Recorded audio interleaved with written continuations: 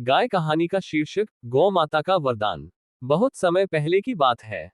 भारत के एक छोटे से गांव आनंदपुर में एक गाय रहती थी जिसका नाम था सुरभि। वह सफेद रंग की, बड़ी बड़ी आंखों वाली, बहुत ही सुंदर और शांत स्वभाव की थी। गांव के लोग उसे गौ माता कहकर पुकारते थे क्योंकि वह हर किसी की चिंता करती थी, जैसे एक माँ अपने बच्चों की करती है। सुरभि का जीवन। सुरभि किसान धर्मू काका की गाय थी। धर्मू काका बहुत गरीब थे, लेकिन ईमानदार और मेहनती इंसान थे। उनका परिवार छोटा था, पत्नी, एक बेटा और एक बेटी। खेत कम थे, लेकिन सुरभि का दूध उनके लिए एक आशीर्वाद था। सुरभि हर दिन ढेर सारा दूध देती थी, जिससे धर्मू काका उसे बेचकर अपना घर चलाते थे। सुरभि का दूध शुद्ध और मीठा था। गांव के बच्चे, बूढ़े, बीमार और अमीर सभी उसी का दूध पीते थे। गांव में यह मान्यता थी कि सुरभि के दूध में औषधीय गुण हैं, जो बीमारियों को भी ठीक कर सकते हैं। कठिन समय। एक साल गांव में बहुत भीषण सूखा पड़ा। बारिश नहीं हुई, खेत सूख गए और चारा मिलना मुश्किल हो गया। गांव के कई लोग अपनी गायों को बेचने या जंगल में छोड़ने लगे।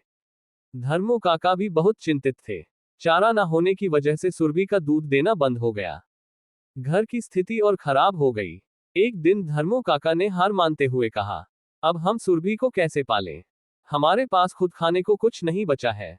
लेकिन उनकी बेटी लता रोने लगी और बोली, बाबा, सुरभि हमारी माँ जैसी है। वो जब हमें दूध देती थी, आपने कभी उसे बेचा नहीं, अब जब वो खुद कमजोर है, तो क्या हम उसे छोड़ देंगे? धर्मू काका को अपनी बेटी की बात ने झकझोर दिया। उन्होंने सुरभि को गले लगाया और कहा, नहीं बेटी, हम उसे कभी नहीं छोड़ेंगे। चाहे खुद भूखे रहें, पर उसे चारा जरूर देंगे। गांव की आपदा। सूखा और भूखमरी बढ़ती गई। एक दिन गांव में एक अजीब बीमारी फैल गई।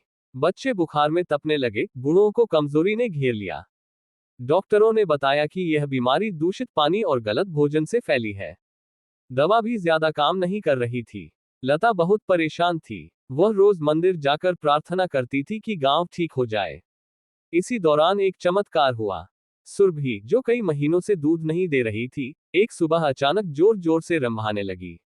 धर्मू काका दौड़कर आए और देखा कि सुरभि के थन में दूध आ गया है। उन्होंने थोड़ा दूध निकाला और सबसे पहले लता को दिया। फिर गांव के बीमार बच्चों को भी दिया गया। अगले दिन लोगों की तबीयत में सुधार होने लगा। डॉक्टर भी हैरान थे कि बिना दवा के बच्चे कैसे ठीक हो रहे हैं।